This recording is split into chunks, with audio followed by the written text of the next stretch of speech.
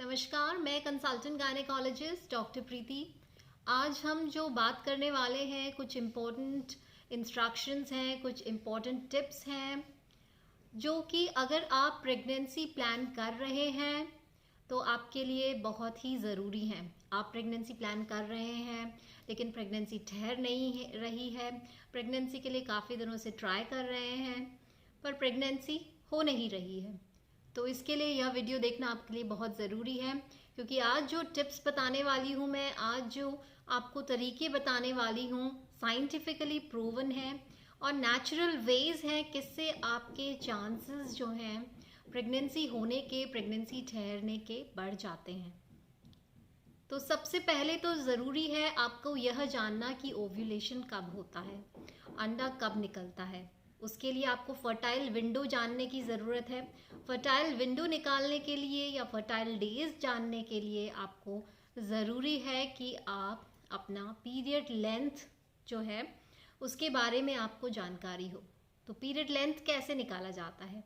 जिस दिन ब्लीडिंग होता है उसका जो पहला दिन है उससे हम पीरियड साइकिल को शुरुआत मानते हैं। जिस दिन शुरू हुआ और नेक्स्ट पीरियड भी जिस दिन ब्लीडिंग स्टार्ट हुआ, तो इन दोनों दिनों के बीच का जो पीरियड है दैट इज़ आपकी पीरियड साइकिल। तो जो ओव्यूलेशन होता है वह नेक्स्ट जो पीरियड आपका शुरू हुआ है उसके 14 डेज पहले। तो अगर आपकी साइकिल 28 दिन की है, यानी कि 28 दिन कब से कब तक, जब आपका पहला पीरियड शुरू हुआ है और नेक्स्ट पीरियड भी शुरू हुआ है, जब ब्लीडिंग शुरू हुई है, ना कि वह दिन जिस दिन ब्लीडिंग ख़त्म हुई है।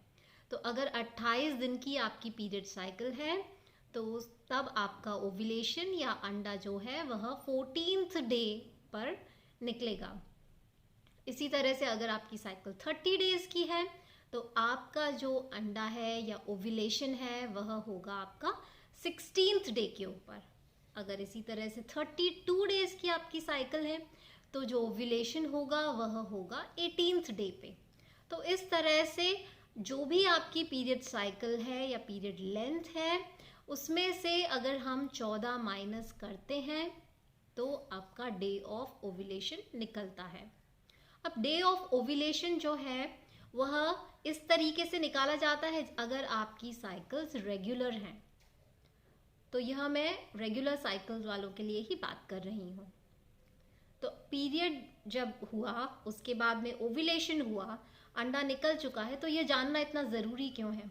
क्योंकि ओव्यूलेशन के दौरान जो ओवम निकलता है उसकी जो लाइफ है फीमेल बॉडी के अंदर 12 आवर्स टू 24 आवर्स ही होती है, यानी कि 12 से 24 घंटे उसकी आयु होती है। तो इस दौरान अगर उसको स्पर्म नहीं मिला तो वह नष्ट हो जाएगा और आपकी प्रेगनेंसी नहीं ठहरेगी। तो इन दिनों में जब आपका ओव्यूलेशन हुआ है, फर्टाइल विंडो है, ओव्यूलेशन के 4-5 दिन पहले और 1 या 2 दिन बाद तक जब अगर आप रिलेशन बनाते हैं डेली या एक दिन छोड़ के एक दिन, यानी ऑल्टरनेट डेज पे अगर आप रिलेशन बनाते हैं तो आपके चांसेस ऑफ प्रेगनेंसी बढ़ जाते हैं। ऐसा ज़रूरी नहीं है कि आपको डेली ही करना है या डेली करने से कोई नुकसान है, आप ऑल्टरनेट डे भी इसको अपना सकते हैं। जबकि जो शुक्राणु है या स्पर्म है उसकी जो आयु मानी जाती है वह है 5 डेज। तो हमारे पास जो विंडो है 12 से 24 घंटे का विंडो है जिसमें ओवम सर्वाइव करता है, और उसके दौरान आपको स्पर्म प्रोवाइड अगर रह जाता है तो आपके प्रेगनेंसी के चांसेस बढ़ जाते हैं। कई बार यही चीज़ जो है फॉलिकुलर स्टडी, जब सोनोग्राफी करवाई जाती है तो उसमें फॉलिकुलर स्टडीज़ में हम यही देखते हैं कि कब जो है ओवम निकलने वाला है, और उसी हिसाब से आपको गाइड करते हैं कि आपको कांटेक्ट करना है या रिलेशनशिप रखना है। इसी तरह से कई बार इस तरह से निकालने में प्रॉब्लम होती है तो आजकल मार्केट में ओव्यूलेशन किट्स भी अवेलेबल हैं, आप उनको भी इस्तेमाल करके अपनी एग्जैक्ट डेट ऑफ ओव्यूलेशन जो है आप जान सकती हैं। अब बात करते हैं नेक्स्ट स्टेप, और ऐसा क्या तरीका है? कई बार जब इंटरकोर्स कर लिया उसके बाद में आप कम से कम 10 से 15 मिनट तक उसी पोजीशन में रहें। इसकी वजह से क्या होता है, जो स्पर्म्स हैं उनको प्रॉपर जो मूवमेंट मिल जाएगा और यूट्रस तक वह प्रॉपरली चले जाएंगे। तो लगभग 10 से 15 मिनट तक आप उसी पोजीशन में रहें, जिससे कि स्पर्म के मूवमेंट जो है वो ईजिली हो जाए और ईजिली वह यूट्रस तक पहुंच जाए, जहां पर कि आपका ओवम मौजूद होगा। इसके अलावा आपको लाइफस्टाइल बहुत इम्पॉर्टेंट है इसके अंदर प्रेगनेंसी प्लान करने के लिए, क्योंकि अगर आपकी लाइफस्टाइल प्रॉपर होगी, आपके हॉर्मोन्स अच्छे बैलेंस रहेंगे और इस तरह से आपका जो ओवम है, स्पर्म है, वह सभी अच्छी क्वालिटी के रहेंगे। तो इसके लिए आपको fresh fruits, vegetables, green leafy vegetables, nuts हैं, इनमें काफ़ी अच्छी मात्रा में फोलिक एसिड, विटामिन B12 और ओमेगा फैटी एसिड्स रहते हैं। तो इन सब चीज़ों का आपको सेवन करना चाहिए। दोनों महिलाओं और पुरुषों दोनों को ही अच्छी क्वांटिटी में ग्रीन लीफी वेजिटेबल्स हैं, फ्रूट्स हैं, नट्स हैं, बीन्स हैं, इन सब का सेवन करना चाहिए। अब बात करते हैं एक्सरसाइज। एक्सरसाइज बहुत ज़रूरी है। आप एक्सरसाइज करिए, बहुत ज़्यादा विगरस आपको एक्सरसाइज करने की ज़रूरत नहीं है। एक्टिव लाइफस्टाइल रखिए, डेली वॉक करिए सुबह शाम, और थोड़ा कार्डियो एक्सरसाइज कर सकते हैं। और स्पेशली जो एक्सरसाइजेस हैं फर्स्ट हाफ ऑफ साइकिल, यानी कि ओव्यूलेशन के पहले आप थोड़ा एक्सरसाइज ज़्यादा कर सकती हैं, लेकिन ओव्यूलेशन के बाद में आप थोड़ा जस्ट वॉकिंग और बहुत लाइट एक्सरसाइज ही करें, क्योंकि हो सकता है अगर आपका प्रेगनेंसी ठहरी है तो इम्प्लांटेशन में कुछ प्रॉब्लम हो सकते हैं, पर आप वॉक और नॉर्मल लाइट एक्सरसाइज कर सकती हैं। आपको हेल्दी मेंटेन जो है बॉडी वेट वो रखना चाहिए, ना वेट बहुत ज़्यादा ना वेट बहुत कम। वेट अगर बहुत कम हो जाएगा, कई बार होता है कि बहुत एक्सरसाइज करके डाइटिंग करके वेट बहुत कम हो गया, तब उस केसेस के अंदर हॉर्मोन्स इम्बैलेंस हो जाते हैं और आपके पीरियड्स ही रेगुलर नहीं होते, और जब पीरियड्स रेगुलर नहीं हैं तो फिर प्रेगनेंसी के जो चांसेस हैं वो काफ़ी कम हो जाते हैं। यही बात आपके ओवरवेट या एक्सेस वेट के कंडीशन में भी होती है, तब भी पीरियड्स इरेगुलर हो जाते हैं, हार्मोन्स इम्बैलेंस रहते हैं, तो आपका प्रॉपर ओव्यूलेशन नहीं होता। तो आपको आइडियल बॉडी वेट मेंटेन करना चाहिए, BMI आपका आइडियल की रेंज में होना चाहिए। इसके अलावा आपको स्ट्रेस नहीं करना है।